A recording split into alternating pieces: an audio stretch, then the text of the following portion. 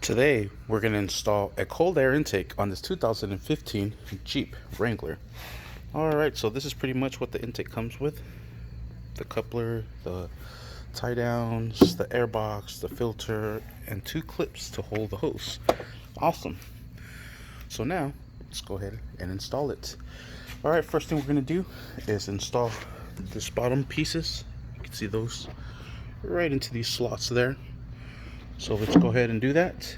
And while you're at it, go ahead and connect your sensor right underneath there. And after you have it connected, there it is. Let's go ahead and drop in the air box. And let's go ahead and clip it down. All right, perfect. Now this hose we're gonna run underneath. Ooh, it's a little hot.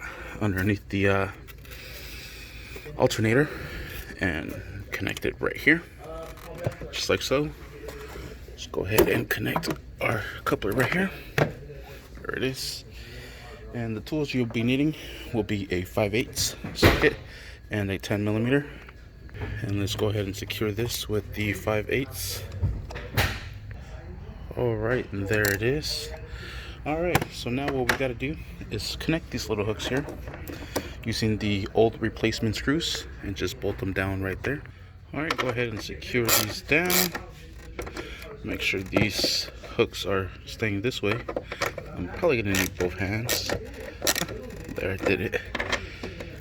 This one too. Plug in the line here.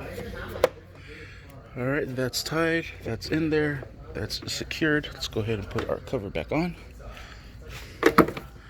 It goes right in there to that little nipple right there, that one there, to that one there. Then just push it in, you're set. And that is how you install cold air. Banks Ram Air. Thank you for watching. Please like and subscribe.